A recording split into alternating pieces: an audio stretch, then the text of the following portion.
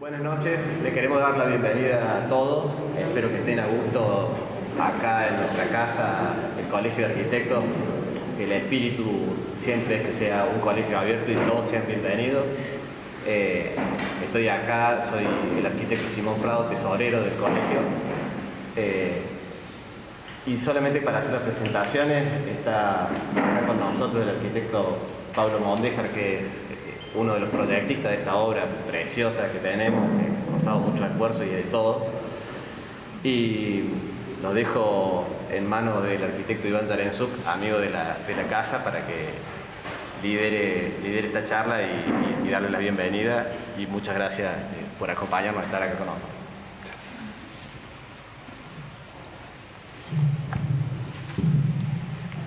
Nada, lo mío es solo un gran agradecimiento. Yo estoy y estamos muy contentos en el colectivo de los que formamos parte de toda esta movida. Siempre fue para adelante, siempre sumándose cosas, tanto al colegio, las distintas reparticiones de la Facu, al colectivo de nuestra cátedra, a muchos amigos que nos apoyaban en darle curso a esto, y a los parteneros y compañeros de la vida que nos permiten ausentarnos para hacer algunas travesuras. Así que nada, ha sido un gusto poder retomar algunas cosas que empezaron ayer por la pandemia. También en estos intentos a veces que uno cree medio atrevidos, pero lo conocimos a Maxi a través de un ejercicio. No sé, fueron como relaciones que empezaron en esa virtualidad y se fueron transformando en esto que tal vez todos esperamos mucho tiempo, una presencialidad, en coincidencia con una actividad académica que siempre hemos tenido ganas de organizar, este puente entre academia, facu, instituciones como el colegio, algunas prácticas de oficio con algunos otros arquitectos locales, y tuvimos la suerte de que Agu Bercero nos acompañara y Matías Carballal de MAPA desde Uruguay.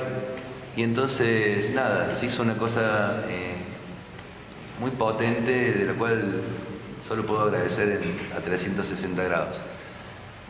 No tendría que decir más nada, yo no tengo más que esto, que agradecimientos muy genuinos, y pasarle este micrófono a Maxi, que en este caso nos va a ser un poco más divertido.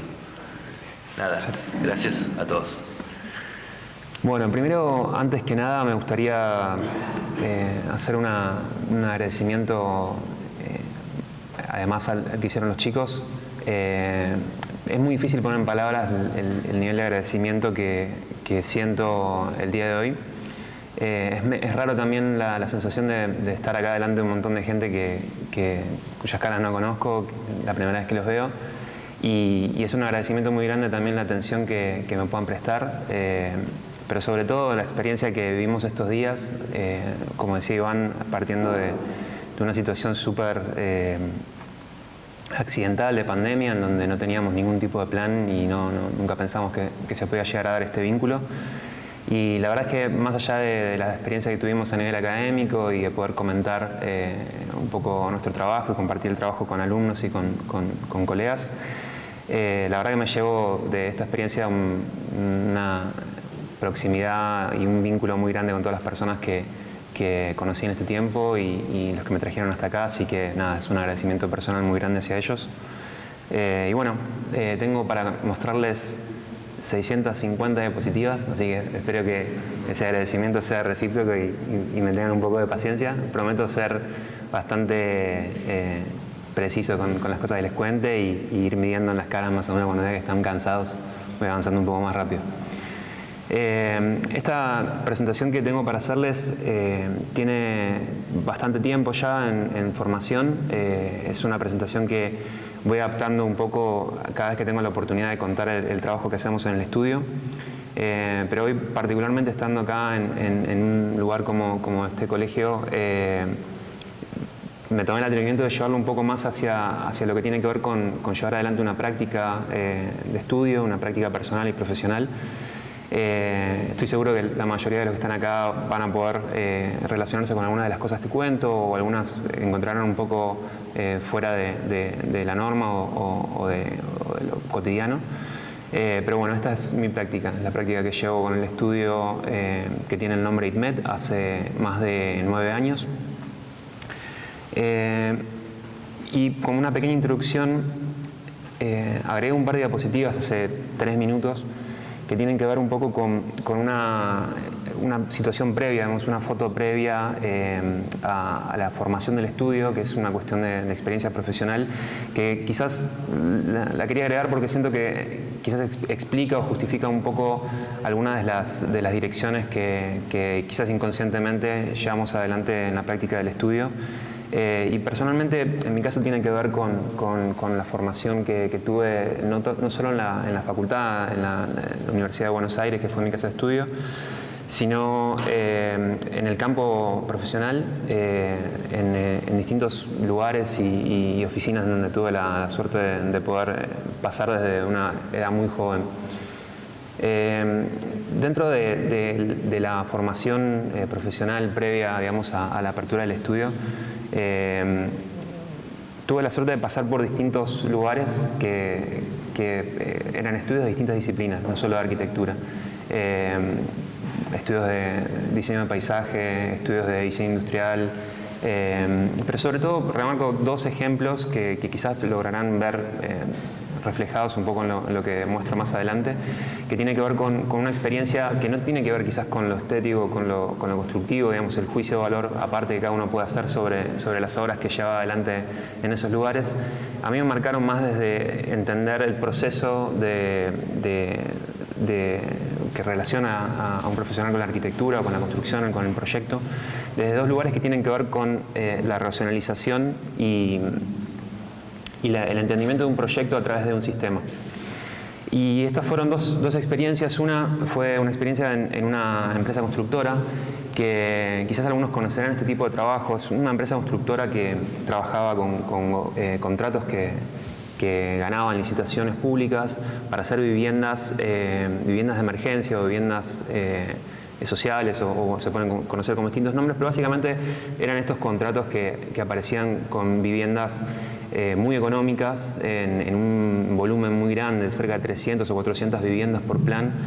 Y en este caso, digamos, de nuevo, ¿no? Juicio de valor aparte y juicio arquitectónico aparte que se llevaban adelante en estos proyectos, a mí me marcó mucho porque el trabajo que a mí me tocaba dentro de ese lugar, con una edad muy corta, unos 23, 24 años, era llevar adelante la racionalización de cada uno de los proyectos. Es decir, los proyectos venían y nuestro trabajo dentro de la oficina técnica era buscar la economía de recursos, o sea, minimizar el proyecto a la menor expresión constructiva.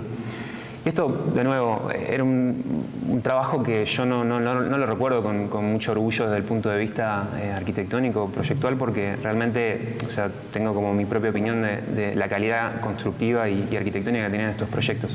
Pero a mí me marcó mucho desde el punto de vista de entender cuáles son los elementos esenciales para llevar adelante una construcción, y durante 2 años más o menos que fue mi experiencia en este lugar, es algo que me quedó grabado fuertemente. Hoy trato de aplicarlo desde un punto de vista distinto y quizás con el objetivo de poder hacer una arquitectura un poco más valiosa desde el punto de vista del proyecto y desde la creatividad y desde la apreciación estética. Pero sin embargo hoy lo recordaba cuando estaba preparando esta presentación y lo quería mencionar. Otro ejemplo y un caso que quizás fue el más claro dentro de todo lo que les voy a mostrar fue un paso que tuve por el estudio de la arquitecta Diana Cabeza, que es una arquitecta que también lleva adelante una práctica bastante particular en relación a lo que tiene que ver con la cuestión tradicional de la arquitectura. Ella es arquitecta, pero opera en el campo del paisaje, del diseño industrial, del diseño mobiliario urbano.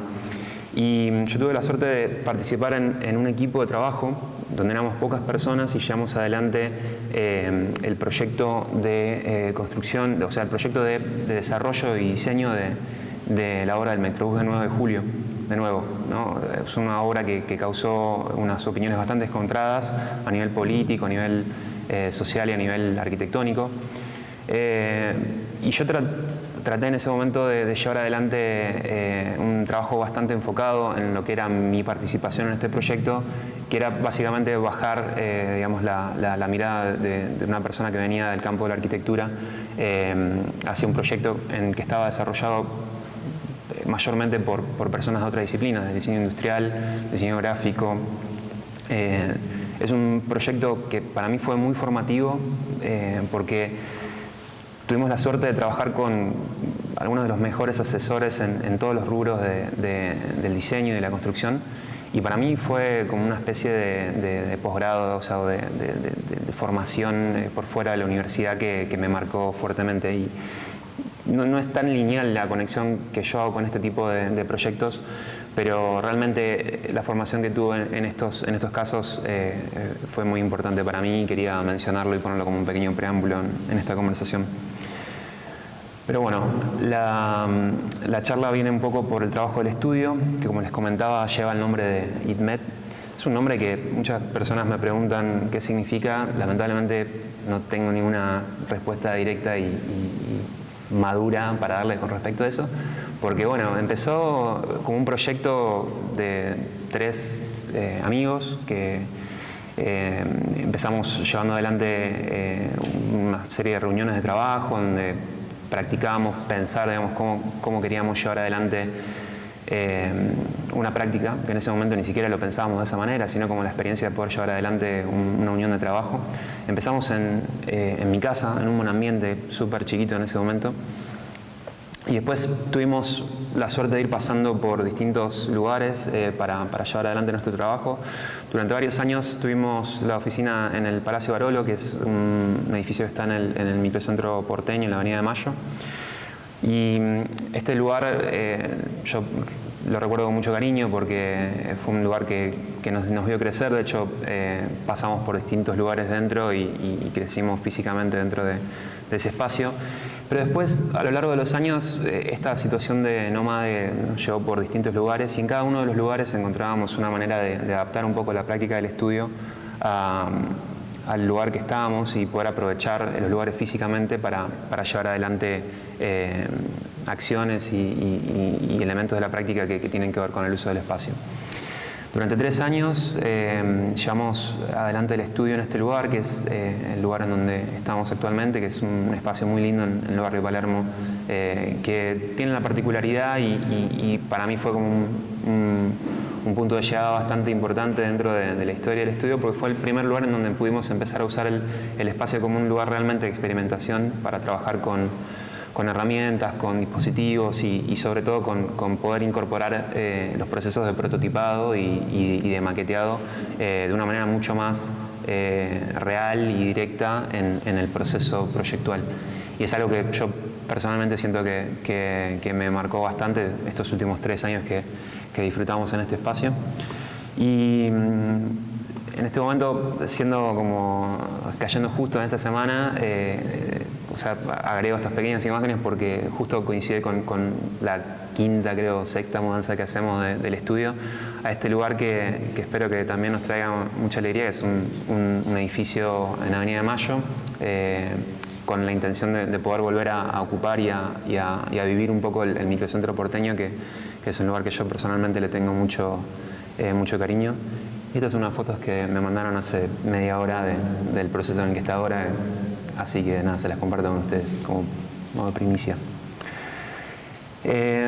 Cuando hablo un poco del estudio, yo hablo en plural porque si bien yo lo llevo y lo dirijo hace varios años solo, habiendo empezado con varios amigos, hace varios años que lo dirijo solo, el equipo es un equipo súper amplio de colaboradores, de asesores, de amigos, de profesionales. Hoy por hoy, todas estas personas que aparecen acá, Mauricio Mosqueda y Dalia Steinson, el grupo estable que tenemos en el estudio. Y un poco la situación de llevar adelante una práctica tiene que ver para mí con haber transitado todos estos años y generado una serie de vínculos como la que siento que estamos generando con ustedes hoy. Y para mí me tomo mi tiempo de hacer esta introducción y de comentar esta parte porque tiene relación directa con el trabajo que hacemos. sobre todo la interacción con profesionales de distintas áreas. Dentro del trabajo del estudio hay una situación que tiene que ver con la práctica cotidiana y algo que a mí particularmente me pasa, digamos, todos los días al momento de llevar adelante la jornada laboral diaria o semanal, que tiene que ver con la aproximación que nosotros hacemos a los problemas cotidianos que tienen que ver con un proceso proyectual. Y a lo largo de los años y de este ejercicio de sentarme a preparar digamos, imágenes y textos que expliquen un poco el trabajo que hacemos en el estudio, yo lo traté de resumir en una situación y una comparación que los chicos que estuvieron allá en la charla de la universidad ya la escucharon, así que perdón, van a escuchar de nuevo. Pero básicamente tiene que ver con hablar de dos extremos en un proceso creativo más que en un proceso personal, que tiene que ver con todas las partes del trabajo y de la ejecución del día a día y de las acciones que se llevan a cabo en un proceso proyectual, que tienen que ver con el área racional de las acciones que uno lleva adelante. Es decir, todos los elementos que pueden racionalizarse, que pueden reducirse a información, a datos, a situaciones que tienen que ver con elementos exactos. Pongo esta imagen de René Descartes porque es el exponente más grande, digamos, de esta corriente de pensamiento, que tiene como entendimiento la idea de que a través de la exploración de la razón y de estos elementos exactos uno puede llevar a un resultado. Y en el otro extremo tenemos el empirismo, digamos, todo lo que tiene que ver con lo que uno tiene que probar para saber que es real. Y tomándome la libertad de hacer esta comparación astronómicamente distante con la práctica que llevamos todos los días, yo lo veo reflejado de una manera muy clara en algunas cosas que vivimos todos los días y en un ejercicio que creo que se repite de manera metódica y cotidiana, que tiene que ver con que en un proceso proyectual nosotros trabajamos con información precisa y tenemos este momento en donde nos encontramos con la hoja en blanco, con el momento de proyectar, con el momento de llevar adelante digamos, una bajada de la idea de la cabeza a la realidad. Y la primera intención que tenemos es de llegar, o por lo menos en mi caso, es de llegar como a este punto, el punto de los elementos exactos, de los elementos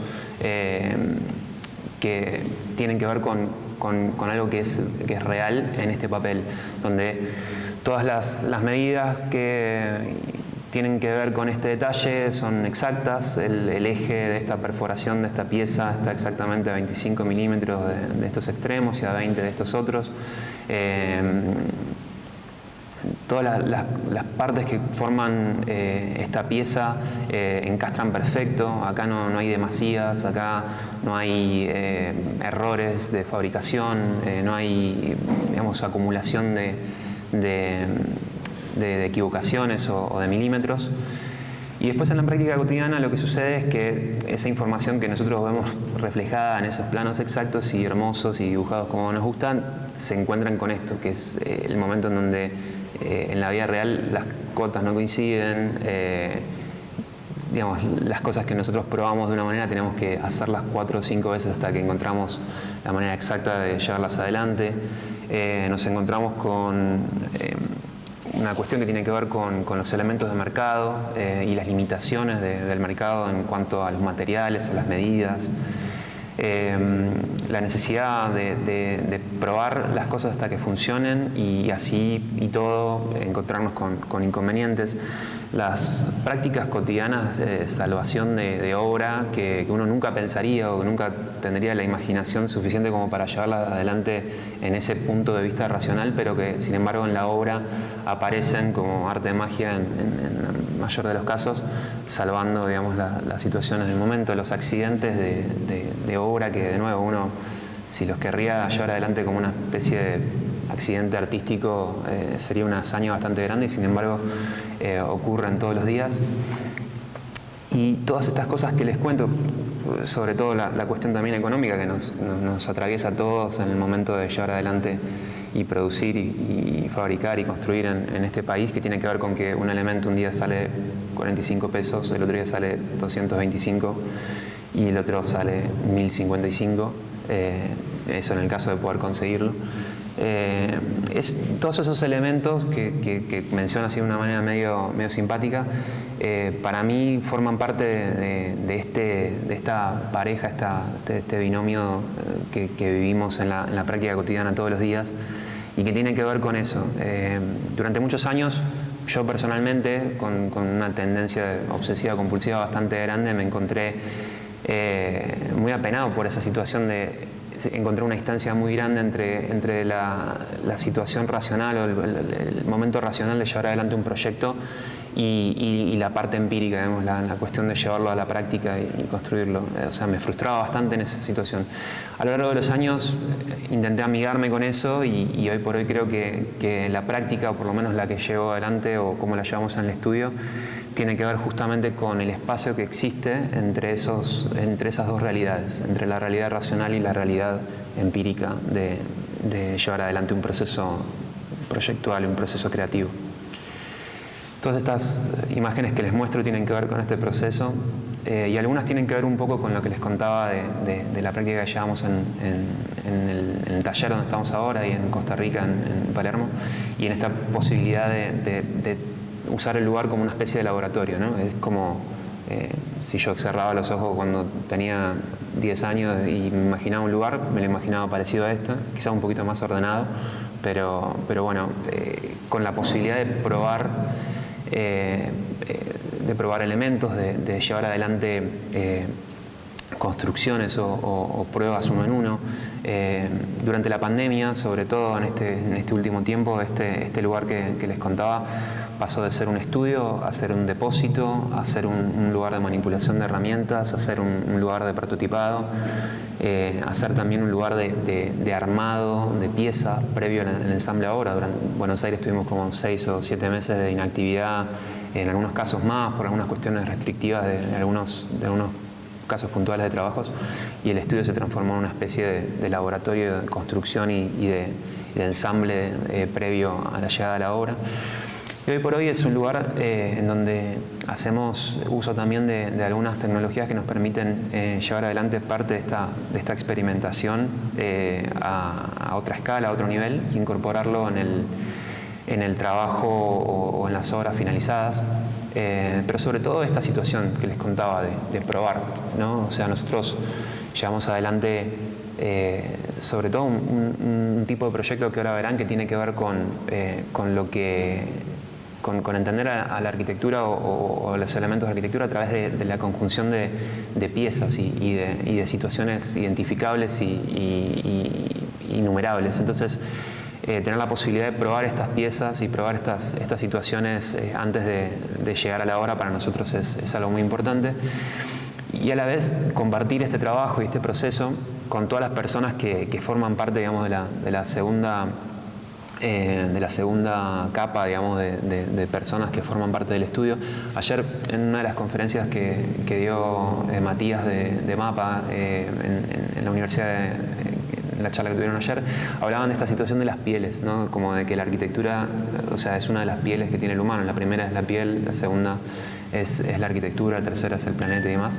Y yo pienso que algo parecido pasa con el grupo de trabajo que uno lleva adelante en un estudio, ¿no? Porque el primero es uno, el segundo es el grupo inmediato, el tercero son todos los amigos y proveedores y personas y colaboradores con los que trabajamos, y en esta capa de amigos y de colaboradores yo trato de pasar la mayor cantidad de tiempo que puedo llevando adelante desarrollos que para mí son muy ricos porque aprendo bastante con las personas que tengo alrededor. Y también con personas que forman parte de la vida cotidiana. Por ejemplo, en el caso mío, mi padre, que es una persona que tiene mucha experiencia en obra, y para mí es un asesor constante. Yo creo que debo hacer 5 llamadas por día por las cosas más pequeñas que se puedan imaginar. Y para mí eso es un poco la práctica cotidiana que llevamos adelante. Es un poco una mezcla de todas las cosas que les estoy contando y algunas que no les cuento porque me da un poco de vergüenza. Pero todo lo que les cuento tiene que ver con cómo llevamos adelante los proyectos y por qué trabajamos de esta manera. Dicho todo esto, les quiero contar un concepto que también creo que se ve reflejado en algunas de las cosas que les voy a mostrar de los trabajos míos, y tiene que ver con una cuestión de referencia histórica que yo veo ejemplificada, por lo menos en estas 3 personas que les traigo ahora, que tiene que ver con esta situación de condensar la complejidad en ciertas situaciones del proceso proyectual. No es un término que esté como afianzado ni que lo haya tomado como cuota, son 2 palabras que me parece pertinente para este tipo de acciones. O sea, en el caso, por ejemplo, de Buckminster Fuller, es algo que se ve como muy claro. Tiene que ver con condensar toda la complejidad que se pueda dentro de un sistema constructivo en la menor cantidad de piezas posible. En estos casos, tanto como el de Buckminster Fuller, Konrad Schwarzman y Charlotte Perriand, de la cual quiero explayarme un poquito más después, son arquitectos que llevaron adelante la puesta en práctica de esta situación de condensar toda la complejidad posible de un sistema constructivo en la menor cantidad de piezas, dejando el resto de los elementos del sistema constructivo con menor responsabilidad morfológica, estructural, y de esa manera se generan sistemas que son muy simples en su concepción y en su definición, pero que son capaces de formar, digamos, volumetrías y tomar como extensiones muy amplias, ¿no? Y en estos casos, digamos, los pongo como ejemplo porque son bastante elocuentes. Bueno, Buckminster Fuller, seguro que la mayoría lo conocerán. En el caso de Charlotte Perriand, quizás aquí no se trate tanto de la escala, sino que se trate desde un poco esta situación de condensar la complejidad en un sistema para tomar, digamos, acción en una cuestión que tenga que ver con llevar un objetivo, con un refinamiento estético y funcional mucho más elevado, pero siempre teniendo en cuenta la economía de los recursos que presenta esta estrategia. Nosotros en el estudio, de nuevo, ¿no?, salvando las distancias, tomamos esta estrategia como un recurso y tratamos de aplicarla con las herramientas que tenemos a disposición, con la intención de formar también sistemas que puedan ser ricos en su extensión, pero simples en su elemento. Como les contaba, hace algunos años estamos incorporando sistemas de impresión 3D o más automatizados para algunas de las piezas, pero esto es un ejemplo que nosotros lo entendimos y lo aprendimos y lo practicamos desde mucho antes en la práctica del estudio con herramientas mucho más tradicionales como la carpintería o la herrería. Y aplicado de esa manera, nosotros tratamos de incorporarlo en todos los proyectos que tenemos la oportunidad de hacerlo, más allá de que a veces es como desarrollo que tenga que ver más con una cuestión estética y no con una cuestión funcional, pero para nosotros es parte fundamental del proceso de trabajo.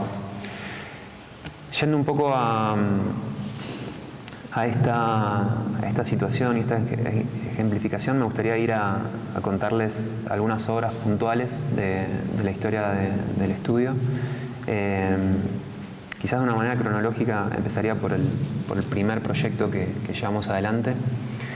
Es un proyecto del año 2013 que lo construimos cuando recién arrancamos con el estudio. Éramos muy jóvenes y teníamos todo por delante, no teníamos muy claro lo que queríamos hacer. Pero bueno, nos llamaron para hacer un encargo para un espacio gastronómico, con la particularidad de que el lugar que iba a ser el emplazamiento de este proyecto no tenía infraestructura para las tareas que se tenían que llevar. Entonces este encargo se trataba de llevar adelante un pequeño pabellón, un pequeño elemento que condense, digamos, las actividades de este lugar gastronómico. De nuevo, perdón a los chicos que escucharon esto ayer, pero bueno, hay personas nuevas, el público se renueva. Así que la experiencia que tenía que ver con esto era formar un pequeño pabellón, con la particularidad de que estaba apostado en este lugar que se ve graficado acá, que es la terraza de un espacio comercial que se llamaba Buenos Aires Design. Hoy por hoy no está más, hace unos años que perdió la concesión y bueno, cerró, no sé bien en qué estado está ahora. Pero en este estado, en este momento, en 2013, la terraza de este lugar estaba tomada como una expansión de los locales gastronómicos que estaban debajo de esta recoba.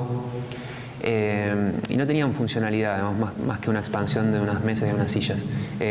Y como una especie de ganarle un poco al sistema, estos clientes consiguieron hacer una excepción en el código de contratación comercial del lugar y consiguieron que les alquilen solamente la terraza, o sea, ninguna otra pieza de infraestructura.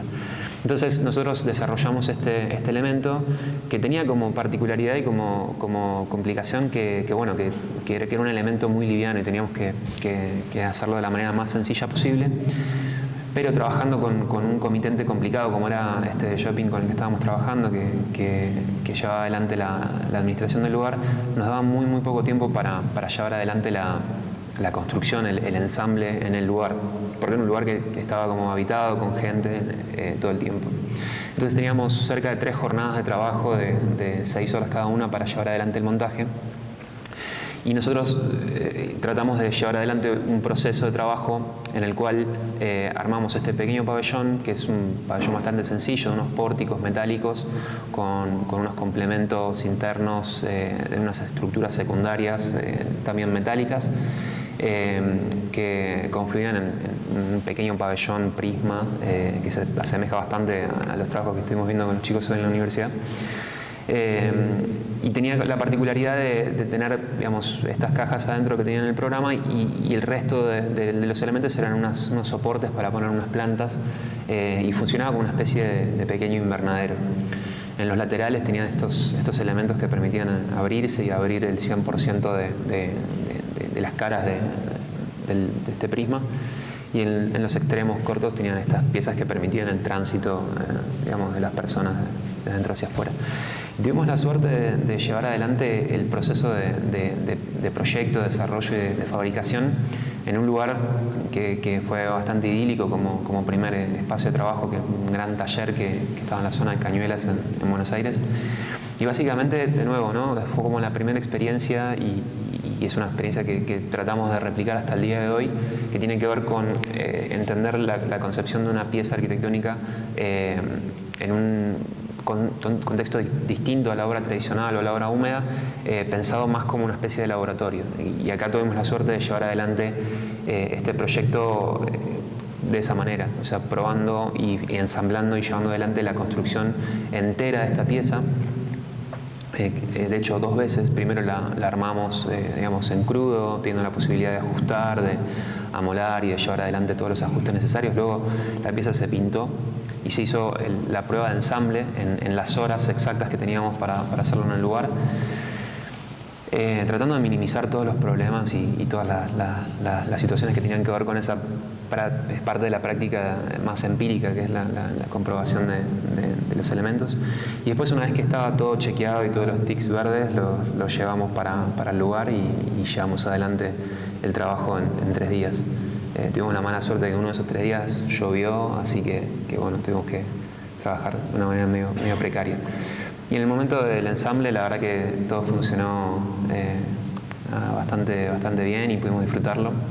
Y el resultado fue esta pieza que le tomamos bastante cariño como primer encargo, que quedó como en la memoria de todos como este pequeño invernadero que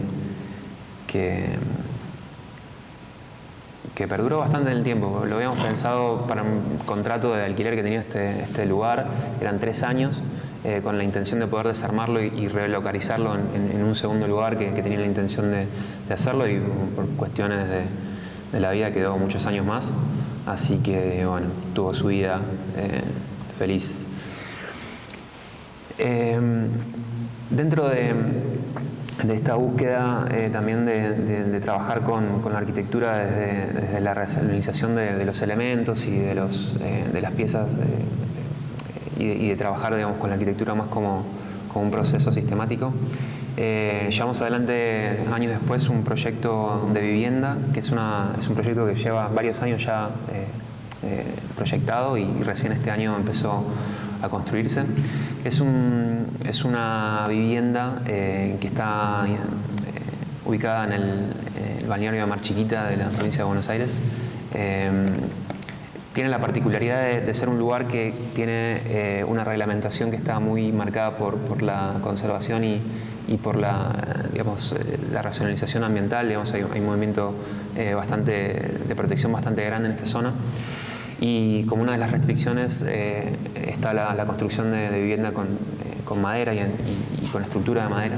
Entonces llevamos adelante un proyecto que tiene que ver con una vivienda de pocos metros cuadrados, cerca de 110 metros cuadrados. Y el programa tiene que ver con generar un espacio de uso para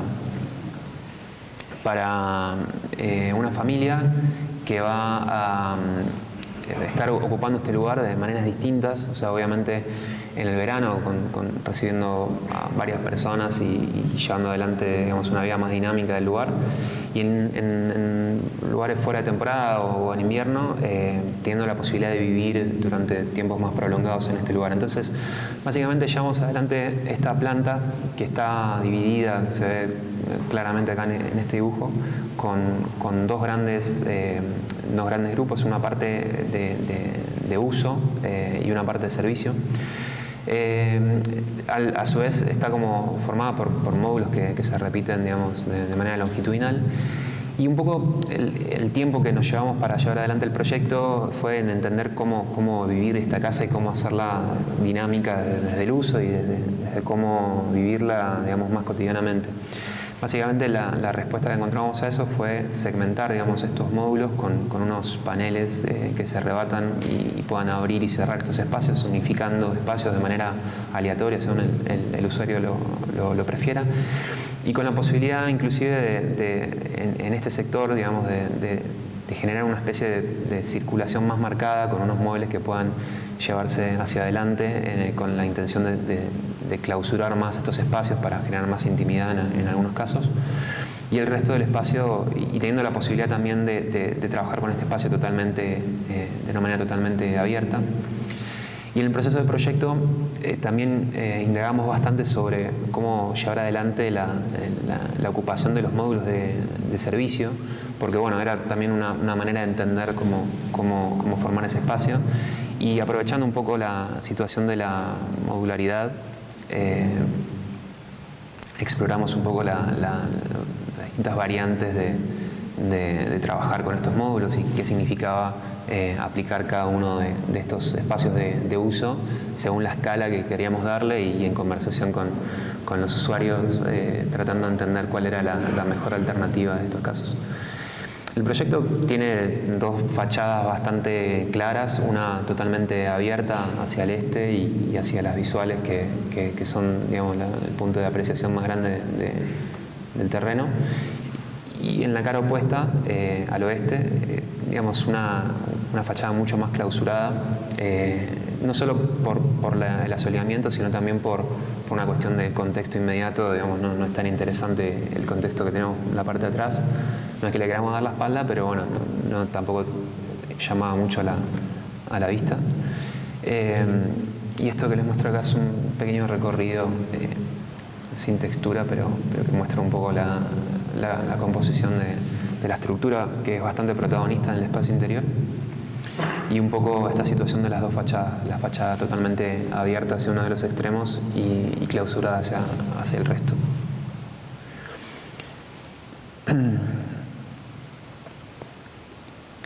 La casa fue pensada desde, como le contaba recién, desde la repetición de unos módulos, y estos módulos buscan trabajar con el sistema de construcción en madera a través de la interacción de la madera y unos nodos metálicos que sirven como nexo entre los distintos elementos de madera.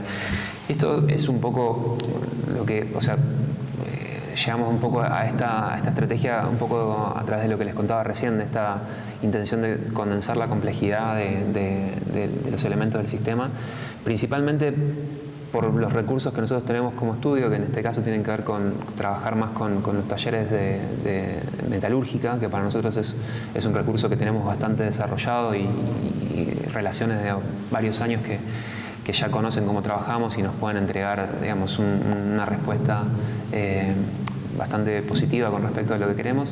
Entonces, en ese sentido, nosotros intentamos en este caso condensar, digamos, toda la complejidad de los vínculos de estas piezas en estas piezas metálicas, sabiendo que nosotros teníamos la posibilidad de alcanzar un buen resultado en estos vínculos.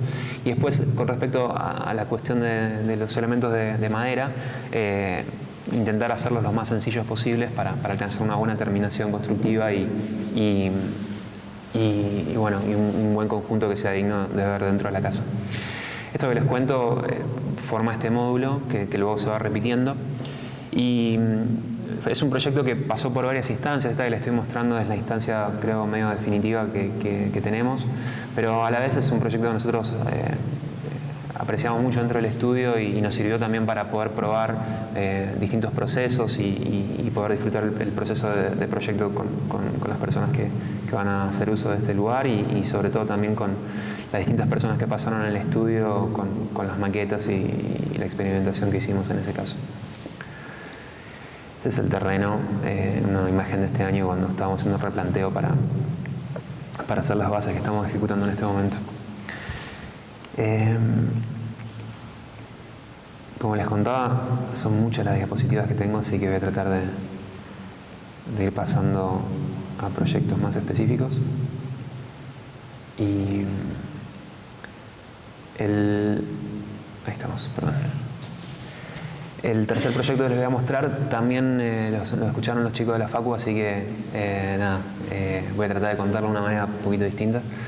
Pero tiene que ver con una experiencia que les contaba al principio, que es la de la interacción del estudio con profesionales de otras disciplinas. Hace varios años un diseñador gráfico que se llama Diego Baliña, que lleva adelante un taller de lectura y de discusión de temas de diseño en Buenos Aires, que se llama Leer para Diseñar, que para los que no los conocen se los recomiendo ampliamente, pues es una experiencia muy buena. Nos llamó para dar una de las primeras charlas, fue una de las primeras veces que tuvimos la posibilidad de sentarnos a tratar de contar qué es lo que hacíamos y qué es lo que queríamos hacer. Tiempo después nos desarrollamos una amistad bastante grande con Diego, y de hecho hoy es el diseñador desde ese momento gráfico del estudio. Y con él tuvimos la intención de llevar adelante un taller en conjunto. Sobre todo porque en el proceso de trabajo de nosotros como clientes de él, de él como diseñador gráfico hacia nosotros, y nosotros con las conversaciones que llevábamos en los talleres de él y conversaciones cotidianas, surgía mucho el tema de hablar sobre el sistema, sobre el proceso sistemático de un proceso creativo. Entonces desarrollamos este workshop que se hizo en el año 2016 y se llamaba Sistema. Y bueno, trabajaba un poco con esta premisa de entender esto que les puedo leer acá en el abordaje sistemático del proceso proyectual. Una idea simple se ramifica adquiriendo complejidad hasta formar parte de una red de soluciones lógicas que funcionan armónicamente dentro de un conjunto complejo. Básicamente nosotros esta pequeña frase a la que llegamos en conjunto tenía que ver con procesos proyectuales de él como diseñador gráfico y llevando adelante su práctica, nuestra práctica dentro de la arquitectura, y también varias conversaciones que teníamos con artistas en ese momento y con fotógrafos o con profesionales de otras disciplinas que entendían a esto como parte de su proceso proyectual y creativo. Nosotros desarrollamos un ejercicio, esto que les voy a contar es un proyecto, pero que en realidad es un ejercicio que tenía que ver con un poco esta situación inversa a la que a nosotros nos acostumbraron en la universidad, que era empezar un proceso de diseño con la hoja en blanco. Nosotros queríamos empezar este proceso de diseño con información.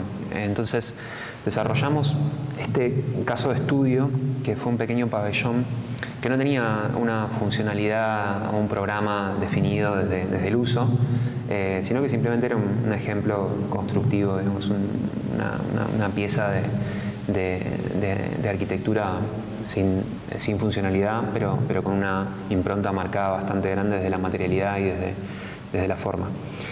Entonces, básicamente, desarrollamos este pequeño pabellón que estaba formado por unos pórticos y al mismo tiempo se desarrollaba en estos dos ejes, en estos módulos que se podían dividir de esta manera, y marcaba 3 o 4 detalles específicos en su desarrollo que nosotros los desarrollamos y los dibujamos y los mostramos de una manera bastante sintética en esta pequeña carpeta técnica, unas 15 páginas,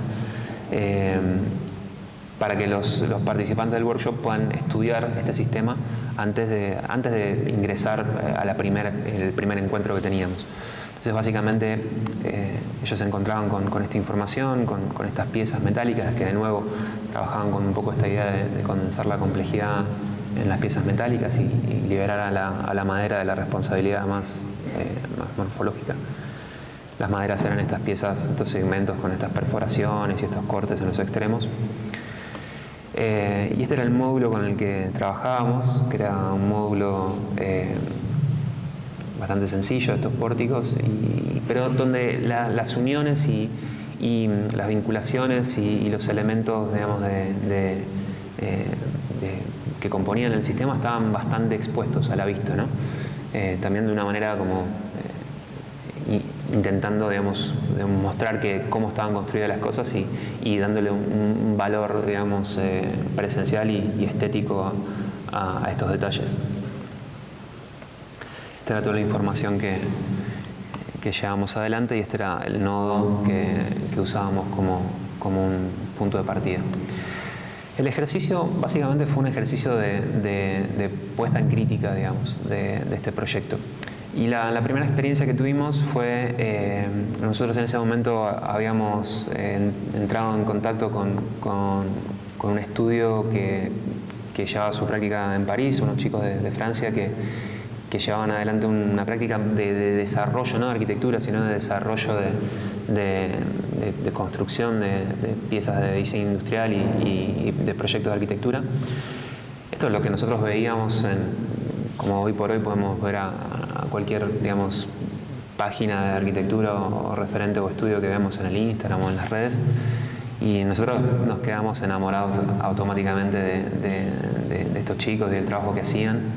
Tuvimos la suerte de ir a visitarlos y conocer su trabajo y también de pasar desde esta imagen tan curada y tan perfecta y tan prolija de su trabajo a la realidad de la práctica cotidiana que llevaban ellos, que también era bastante prolija y curada y bastante hermosa como la llevaban ahí en ese taller, pero al mismo tiempo, digamos, era un ejercicio de fabricación y de trabajo bastante metódico, y nosotros encontramos un paralelismo muy grande entre el trabajo que hacían ellos en su día a día y el que hacíamos nosotros. Es el perro que nos recibió en la visita. Y sobre todo una cosa que les comentaba a los chicos de ayer tenía que ver con a dónde ponían el ingenio de la construcción y de la fabricación y del día a día. Creo que hablando, ellos nos contaban que quizás en una cuestión de porcentaje, en la ejecución de un proyecto, gran parte del porcentaje y del tiempo invertido, ellos lo ponían en el desarrollo, en el ingenio y en la fabricación, no de la pieza definitiva en sí, sino de los elementos que le permitieran a ellos llevar adelante la fabricación precisa de esa pieza. Entonces, en un proyecto de desarrollo, ellos quizás pasaban más tiempo pensando y fabricando esta pieza, que es una especie de pequeño dispositivo como para realizar perforaciones precisas en un elemento estructural, que en hacer esas perforaciones, ¿no? Y obviamente con el objetivo de que el momento de hacer esa perforación esa salga perfecta y digamos, lo más cercana a ese elemento de la práctica racional que de la prueba.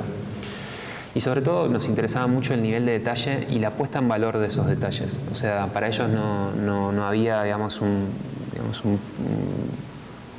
elemento lo suficientemente chico como para que no pueda tener o no pueda ser digno de apreciación. Y eso es algo que nosotros, la verdad, compartíamos bastante, porque dentro de nuestra práctica es algo que entendemos todos los días. Entonces, en el momento de tener esa especie de epifanía proyectual, tomamos la decisión de darles esta carpeta a ellos, esta carpeta que les mostraba antes, con el objetivo de que ellos puedan hacer el ejercicio de decirnos a nosotros cómo modificarían ese sistema constructivo, a través de qué modificación podrían poner en crisis eso que nosotros estamos haciendo. Como decir, che, esto es algo que nosotros pensamos en Buenos Aires con nuestro estudio, en nuestro día a día, esto es como nosotros pensamos un proyecto. ¿Cómo lo pensarías vos? O sea, ¿cómo lo ves vos? ¿Qué le harías para que ese proyecto se modifique? Y la respuesta de ellos fue maravillosa, porque con su nivel de ingenio y sutileza, lo que llevaron adelante fue una de las acciones más mínimas que podía llegar a ocurrirle a este sistema, poniendo como ejemplo esta pieza que tenían en uno de sus productos, estas mesas que tenían estas piezas de vínculo, a la que ellos les habían hecho este pequeño apéndice, como esta pequeña uña, que servía como para transformar a ese elemento que antes no tenía función en un pequeño perchero. De nuevo, creo que es el elemento o la acción más mínima que podía ocurrir en un elemento, en una pieza de construcción. Y sin embargo, como una acción me parecía maravillosa. Y de la misma manera, ellos tomaron esta pieza que nosotros le habíamos dado y le agregaron este pequeño apéndice, digamos, en uno de los extremos, con una planchuela que funcionaba en un sentido opuesto al que tenía la pieza, y le agregaba la posibilidad de operar en otro eje, que era como este que aparece acá. O sea, básicamente con una acción que tenía que ver con 25 milímetros de chapa de acero, de hierro, resolvían un nuevo eje en este sistema que nosotros habíamos diseñado. Entonces, realmente para nosotros como ejercicio sentíamos que tenía mucho potencial, y básicamente lo tomamos como premisa de todo el workshop. Este es sus datos de contacto para que los puedan visitar. Entonces, básicamente, los 20, 25 alumnos que vinieron al workshop hicieron ese ejercicio, es decir, encontrarse con esta carpeta, analizarla, entenderla, y luego de eso generar una alteración a ese sistema que le permita operar de una manera distinta. Vale aclarar que el tiempo que llevaba este ejercicio era muy corto, eran creo que 5 encuentros más o menos, y todas estas cosas que les estoy mostrando se llevaron adelante en una de las jornadas, estas modificaciones. Entonces, básicamente se trataron de unas pequeñas modificaciones en la morfología de estas piezas que le agregaban al sistema una manera distinta de operar. Estos son algunos ejemplos. Lo primero que sucedía con estas piezas es que se empezaban a complejizar. Hoy mismo, cuando estábamos trabajando en la facu con el trabajo de los chicos, surgían conversaciones similares, y básicamente en este pequeño pabellón que nosotros propusimos empezaron a aparecer excepciones a ese sistema, ¿no? Excepciones que hacían que empiezan a aparecer unas especies de patios o nuevos ejes de funcionamiento de la vinculación de estas piezas de madera. Y todo esto, digamos, por la puesta en crisis de este sistema.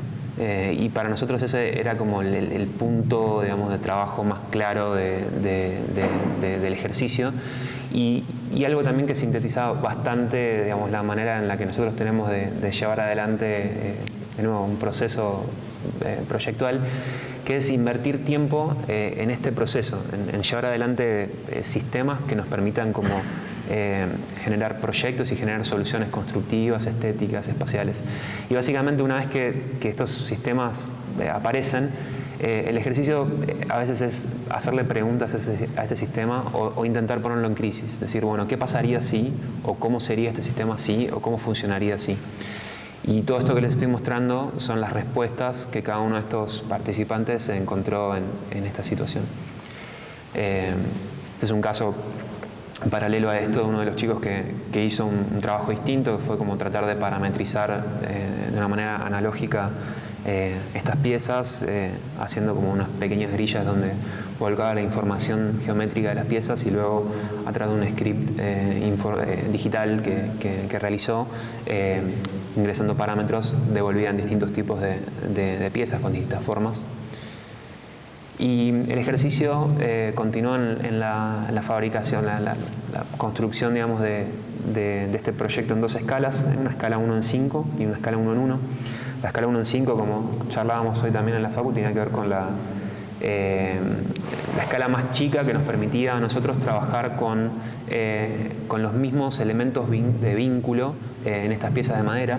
Básicamente nos permitía trabajar con bulones, con tuercas, con pequeñas piezas metálicas. Al mismo tiempo nos tomamos el gusto de poder llevar adelante una construcción con unos segmentos de madera muy lindos, de guatambú y con una precisión de fabricación que la verdad que se disfrutó bastante. Las piezas metálicas eran unas piezas de bronce que cortábamos y doblábamos y preparamos para la situación. Y el resultado fue la construcción de esta maqueta en 1:5 que tenía la particularidad de que funcionaba estructuralmente de la misma manera que funcionaría el proyecto si se construyera en su totalidad en escala en 1 en 1.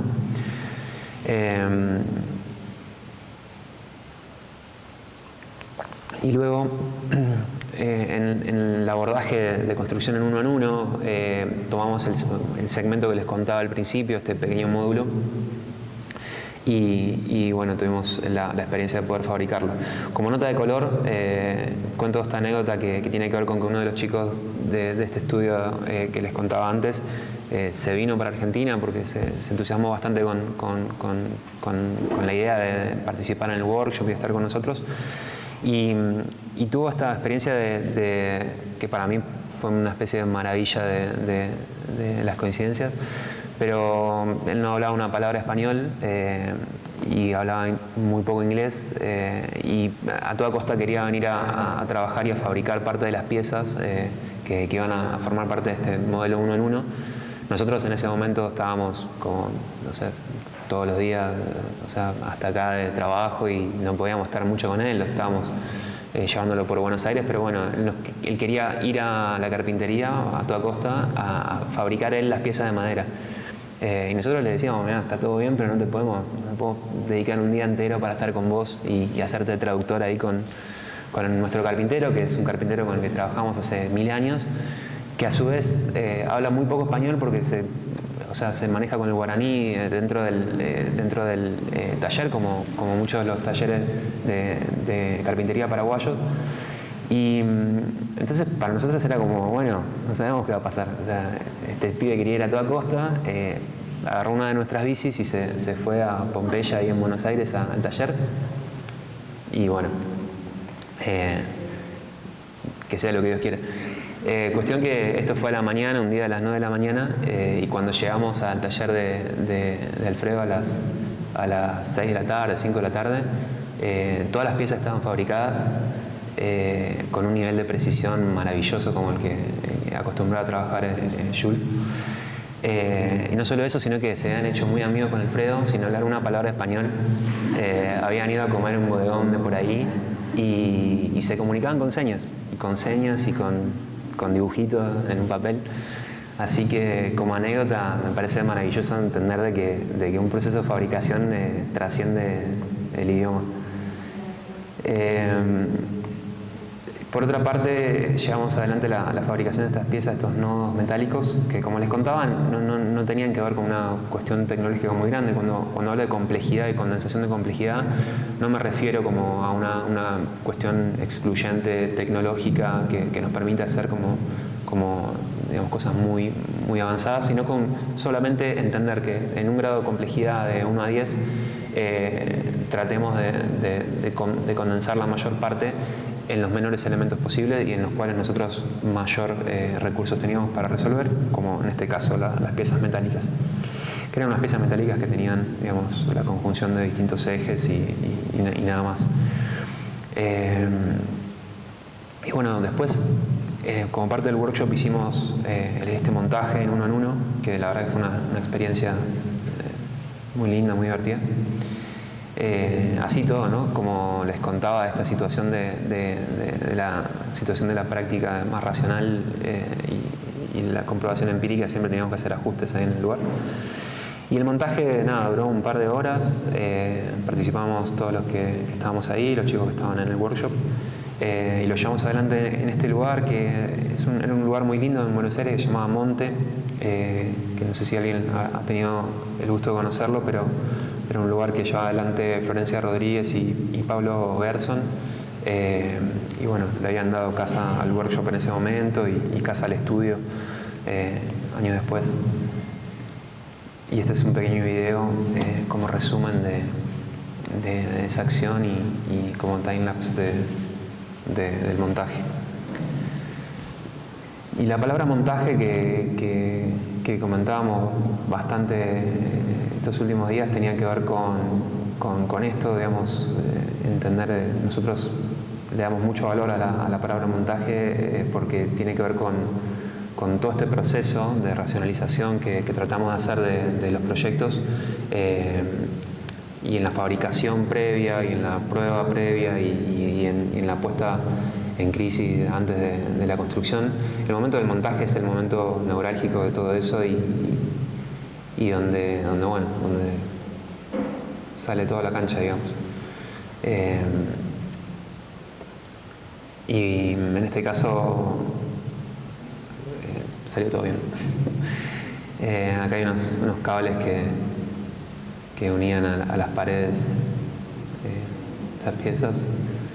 Y bueno, como ejemplo de trabajo y como proceso de trabajo lo sigo mostrando, aunque ya pasaron varios años de este proyecto, porque parece que condensa bastante del proceso proyectual que buscamos hacer en el estudio y estos 3 proyectos que les mostré tienen un poco esa figura de síntesis o de ideal o de imaginario que yo trato de aplicar a todos los proyectos desde ese momento, así que siento que nos representan bastante como estudio.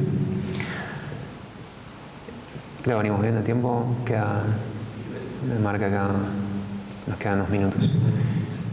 Me gustaría cerrar la conversación con 2 ejemplos los cuales les mencionaba un poquito recién, dos ejemplos históricos.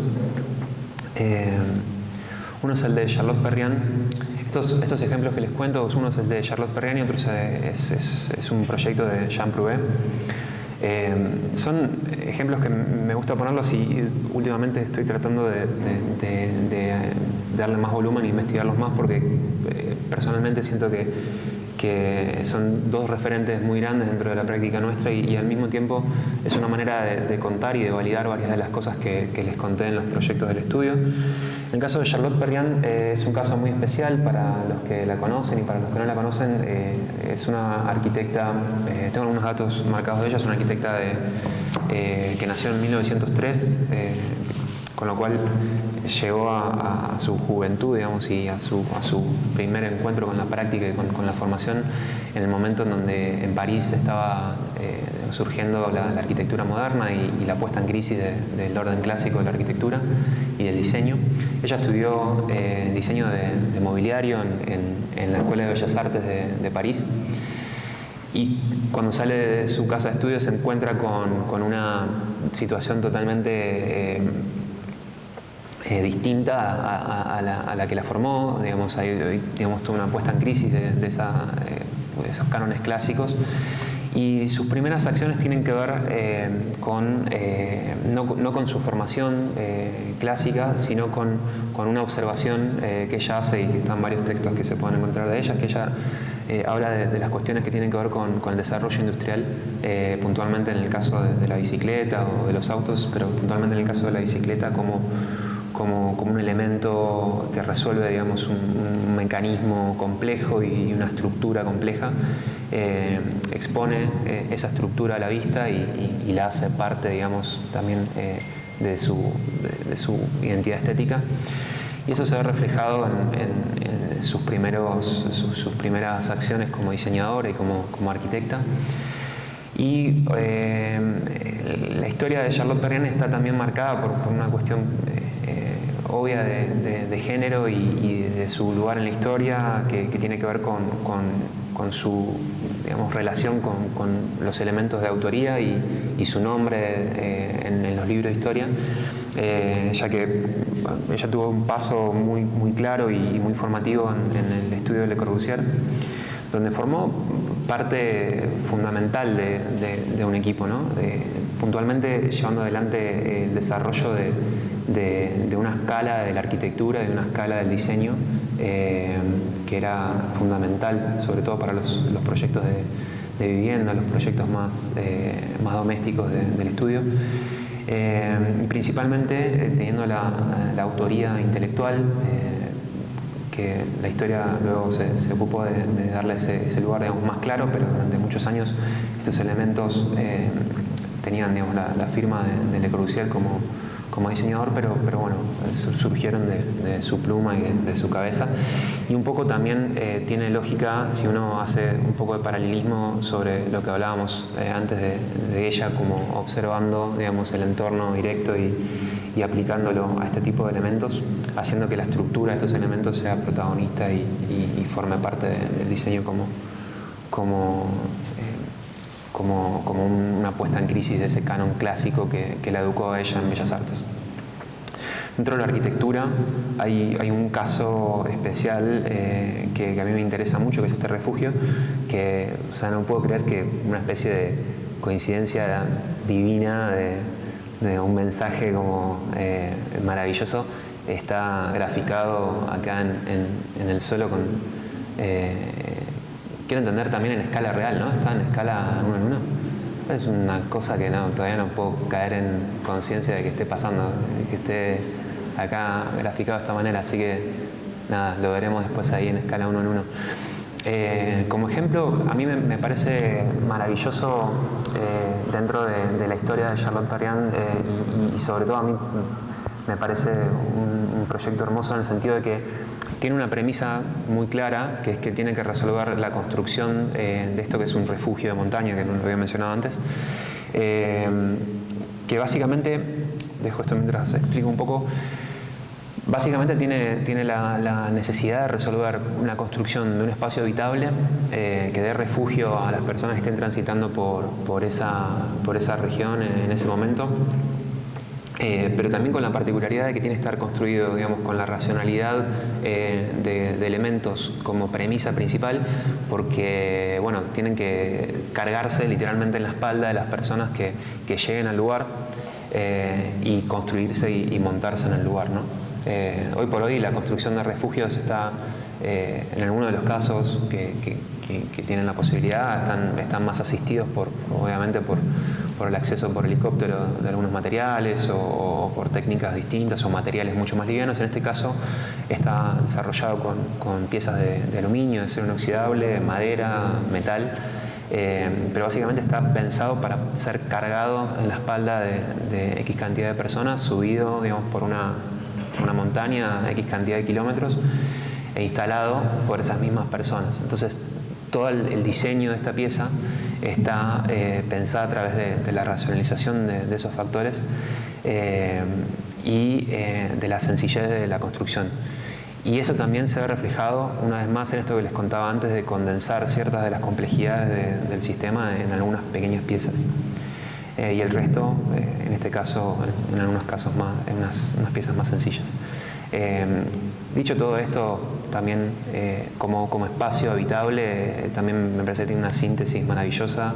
Tiene 2 plantas, si bien tiene muy pocos metros cuadrados, es un proyecto que tiene 2 plantas. En la planta baja encontramos los elementos de uso y de servicio, digamos, más relacionados a lo húmedo, o bueno, una pequeña estufa y situaciones más de uso. Y en la parte de arriba tiene un tendido de colchonetas o de camas, digamos, para 4 personas y quizás 2 más en planta baja. Obviamente era una cuestión de la acumulación del calor en la parte superior. Pero después me parece que el nivel de sutileza se ve reflejado en todo, ¿no? En la posición de estas ventanas circulares, digamos, en los detalles constructivos, en los nódulos que conectan cada una de las piezas, en la forma de la planta, que hoy en el ejercicio de la Facu surgió como una alternativa súper interesante. Y habla un poco de todo lo que hablábamos recién de ella como arquitecta y como diseñadora, y un poco todo esto tiene que ver también con su formación en el estudio de Le Corbusier, en el lugar en donde ella estuvo llevando adelante diseños para esas escalas chicas y domésticas. La historia de Charlotte Perrin es súper amplia, está poco escrita, pero lo poco que hay escrito de ella es interesante y les incentivo a que lo estudien.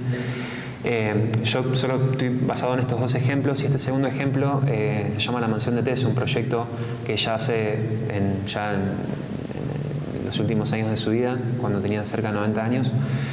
Y tiene que ver un poco con su historia de joven. Ella, cuando sale del estudio de Le Corbusier, tiene distintas experiencias, y una de ellas, que es la más formativa en su carrera, es que la llaman, este colega que ella conoció en el estudio de Le Corbusier, es un japonés que la llama años después para tomar parte de un cargo súper interesante que se llamaba una especie de asesoría al Ministerio de Cultura de Japón sobre cuestiones estéticas y de diseño. Una especie de cargo maravilloso para el cual ella estaba sumamente capacitada, y básicamente ella despliega, digamos, su trabajo en esos años en Japón, y su influencia, de nuevo, no tan documentada y no habiendo trascendido tanto en ese momento, se ve reflejada más quizás en los ejemplos históricos y en la obra de las personas que ella influenció dentro de ese periodo, pero sobre todo en dos situaciones que a mí me parecen súper interesantes, porque cuando estalla la Segunda Guerra Mundial y Japón queda como aliado de Alemania en la guerra, ella intenta escapar de Tokio y volver a París, no lo logra y queda varada 4 años de su vida en Vietnam. Y esto hace que ella se encuentre como expuesta a una cultura totalmente distinta, ni siquiera como la que había vivido en Japón, pero sobre todo a un material, hablando de la cuestión más de diseño y arquitectónica, que es el bambú. Y ella hace un trabajo bastante grande de exploración y de experimentación con este material, que se ve reflejado en dos casos a nivel histórico. Uno es la reinterpretación de este primer elemento que veíamos de Le Corbusier, que era esta silla, digamos, en esta reinterpretación de material que se llama Tokyo Chaise Lounge, que a mí me parece como un ejemplo maravilloso del trabajo de ella como diseñadora. Pero sobre todo, una cosa que les quería contar tenía que ver con este proyecto, que, de nuevo, si se acuerdan, yo les contaba que ella nació en 1903, este es un proyecto de 1993, es decir, que lo lleva adelante cuando tenía 90 años de edad. Y para mí lo maravilloso de esto es que condensa toda su historia como arquitecta y diseñadora. De nuevo, la llaman para hacer un pabellón en una exposición que se hizo en París en el 93 sobre la cultura japonesa. Y la premisa era llevar adelante un pequeño pabellón para que se desarrolle la ceremonia del té. La ceremonia del té en sí misma es un proceso hiper metódico, sistemático y bastante como estricto en sus pasos y en su composición. Es un proceso que también ella, en su paso por Japón, había estudiado bastante. Y este lugar tiene dos situaciones: una planta en donde ocurre, digamos, toda esta situación y donde existen distintos elementos que asisten al proceso de esta ceremonia, y el resto es este pequeño pabellón con un tendido de sombras que permite que esto ocurra, digamos, en los tiempos de verano de París de ese momento.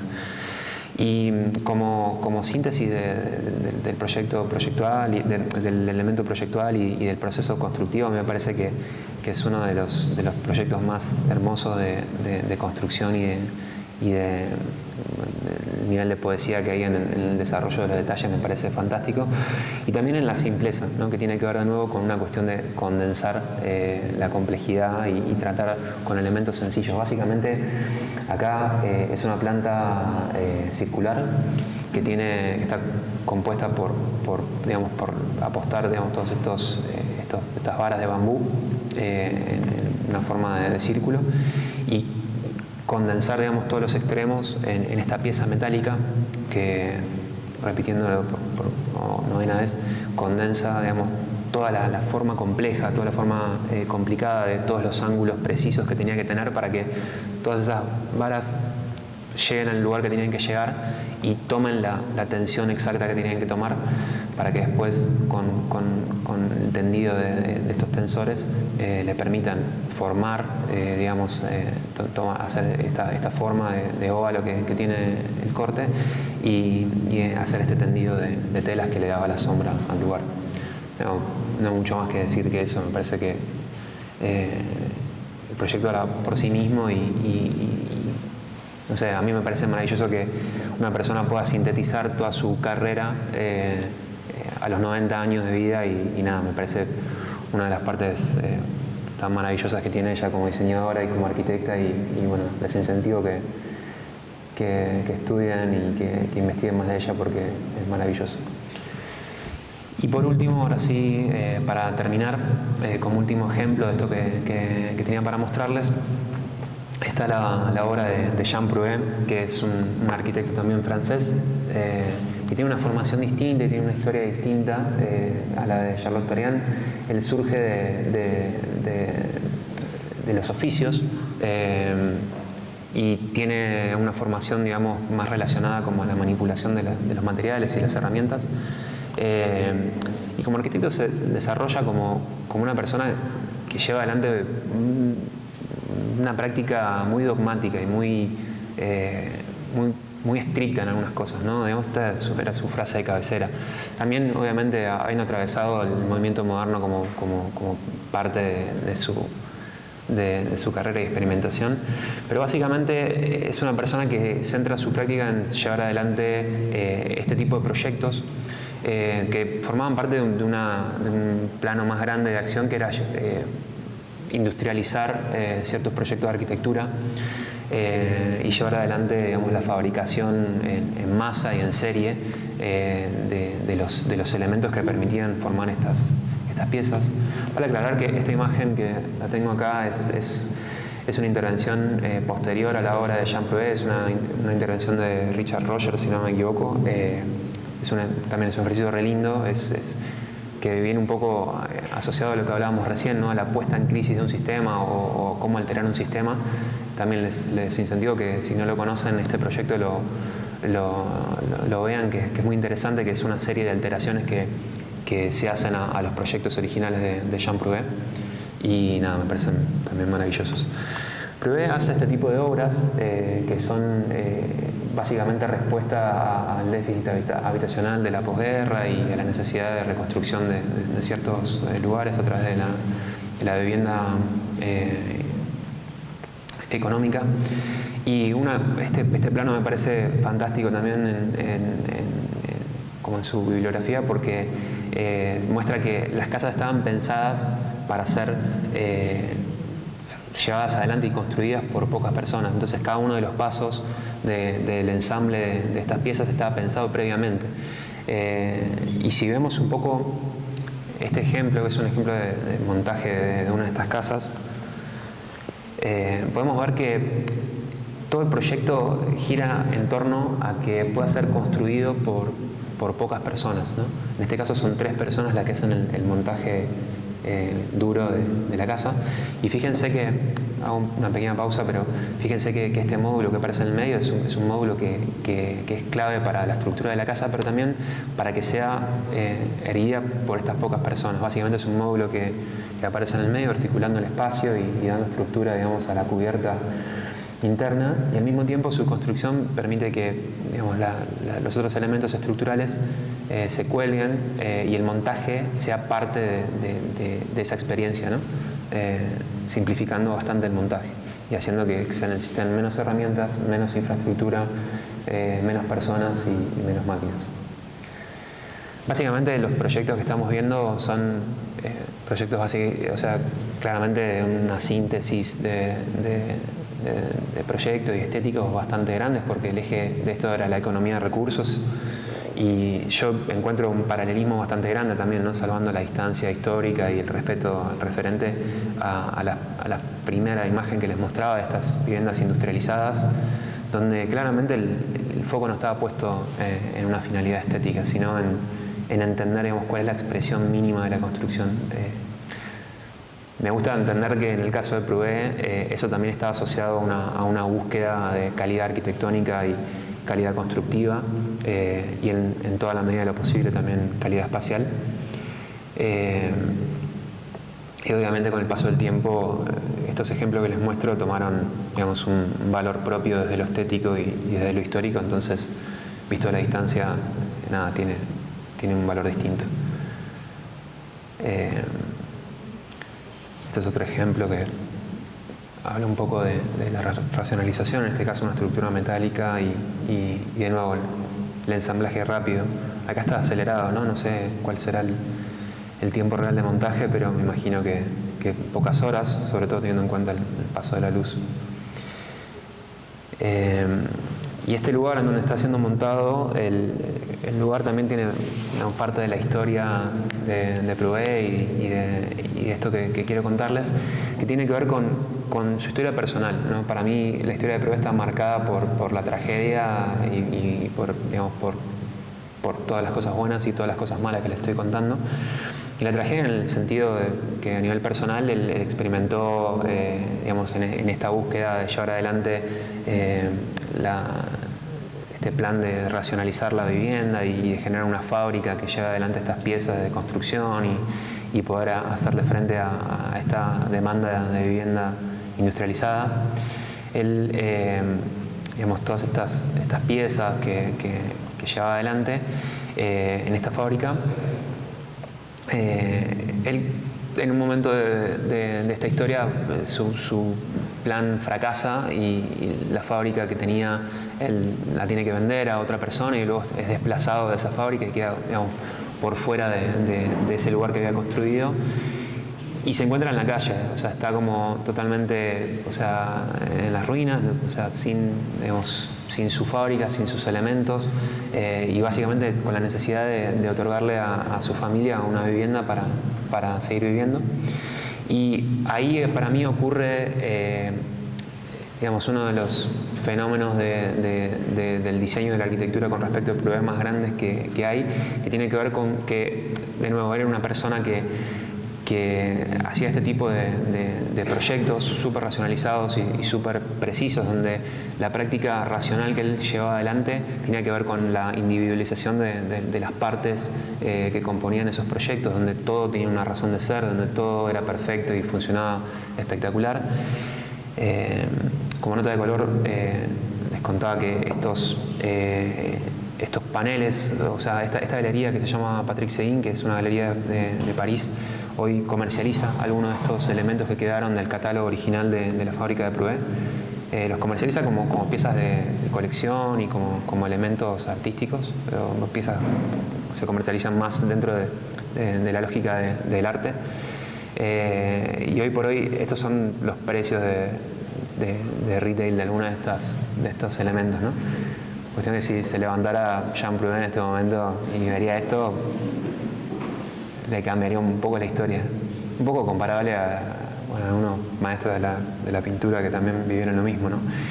Pero básicamente esto que les cuento tiene que ver con que, un poco tratando de hacer una reflexión de qué pasó con esa situación personal y cómo lo empuja a llevar adelante una decisión proyectual que para mí es clave y habla del nivel que tenía él como diseñador y como arquitecto. Esto que les cuento acá es la concepción de la casa de él en la zona de Nancy, en Francia, en el año 1954. Todo lo que les estoy por mostrar ahora son capturas de pantalla de un documental de dos personas que se llaman Richard Coppens y Stan Newman, que también les incentivo que vean esas películas. Es maravilloso para el que no lo conoce. Son todas una serie de documentales que analizan obras de arquitectura en la historia y a través de archivo y de maquetas que realizan para eso. Así que todo lo que les cuento tiene que ver con eso. Y básicamente él lo que hace es llevar adelante esta casa de nuevo, a través de la cuestión de resolver una cuestión de necesidad, la casa se ha puesto en un terreno con mucha pendiente, o sea, súper difícil de resolver y de desarrollar. Tuvieron que hacer un movimiento de suelo mínimo para darle, digamos, una superficie de construcción plana. El acceso al lugar era muy complicado, entonces básicamente tenían que llevar adelante, de nuevo, ¿no?, la economía de recursos y entender cómo llevar adelante la construcción con pocas personas, porque básicamente todos los elementos tenían que cargarlos en la espalda. Acabamos uno de estos paneles de 40.000 euros siendo cargado por 3 personas en una colina de Francia. Y básicamente el ejercicio fue bastante sencillo. Hacen, digamos, una serie de elementos de sujeción para estos elementos longitudinales, unos IPN metálicos. Hay algunos elementos que él utiliza desde el catálogo, otras piezas que son industrializadas o son digamos, piezas normales metálicas. Se arma esta parrilla que tiene en la parte de atrás, donde aparece esta colina que baja por acá, aparecen estas especies de espigas o lamas que van organizando el espacio. En los extremos aparecen dos muros de pilco, de piedra, que utilizan las mismas piedras que aparecen en el lugar, con una apertura, un tránsito peatonal y un ingreso de luz. En el fondo aparece de nuevo todo un tabique, digamos, de contención de ese terreno que lo lindaba, y todo este eje longitudinal aparece como un espacio de guardado, de almacenamiento. Después aparece un módulo húmedo, que era el baño. Acá vemos a los muchachos en el verano cargando los elementos en la colina. Los módulos que les comentaba, y los módulos que tenían la particularidad y como recurso también tecnológico para ese momento, de condensar muchas de las funciones que se necesitaban para la vivienda, que eran como elementos de lujo, ¿no? Como estos vidrios de doble laminado, las persianas. Y básicamente él genera esta fachada, ¿no? Esta casa que la describe como una gran fachada. Está compuesta por estos paneles, una división interna de 3 dormitorios súper pequeños, 2 de 2 metros por 2 metros y uno de 2 metros por 3 metros. Los espacios casi monásticos. Y de nuevo la aparición de Charlotte Perriand, ya que algunos de estos elementos fueron diseñados por ella. La industrialización y la economía de recursos hacían que todos los paneles de madera puedan trabajarse para cumplir varias funciones al mismo tiempo, y la apreciación y el aprovechamiento de estos paneles que claramente eran un lujo dentro de este sistema, y bueno, él tenía acceso a ellos. Y después lo que a mí me parece interesante de esto es la excepción del sistema, ¿no?, que aparece de nuevo. Y todo esto que les hablaba antes, que tiene que ver con hacerle preguntas al sistema, ponerlo en crisis, pero al mismo tiempo también entender cuál es la excepción del sistema, ¿no? Yo creo que el ejercicio que hace Proué en este proyecto es ponerse en crisis a sí mismo como diseñador y entender que dentro de ese mundo racional de sus proyectos, donde todos los ejes eran perfectos, donde cada proyecto tenía una cantidad exacta de elementos y de tornillos, él encuentra que en este terreno y con estos elementos que tenía a mano, la respuesta para este proyecto era encontrar la excepción a ese sistema. En este caso aparece este gran espacio en el medio con una fachada vidriada, con unos elementos que excedían al módulo y al sistema, y después, bueno, la culminación de la casa, un espacio de uso y una cocina y demás. Este es Jean Prouvé, triunfante, estoico en su casa, habiéndole devuelto a su familia la vivienda y cerrando un poco la historia de manera feliz. Estos ejemplos que les muestro tienen que ver un poco con la práctica del estudio, y a la distancia los uso también como justificativo y como un poco tapón para lo que les estoy mostrando, para esconder un poco lo que les había mostrado antes.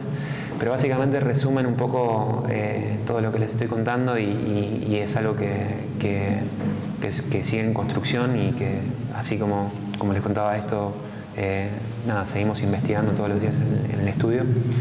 Y bueno, resumo un poco la práctica que hacemos hace ya 9 años y que hoy tengo la suerte de contarles. Así que nada, como última frase, les digo que parte de tener un estudio y la experiencia de poder vivir de lo que a uno le gusta es estar acá sentado delante de ustedes contando esto y haciendo el ejercicio de cómo contarlo y de cómo acercarles estas imágenes, esta información.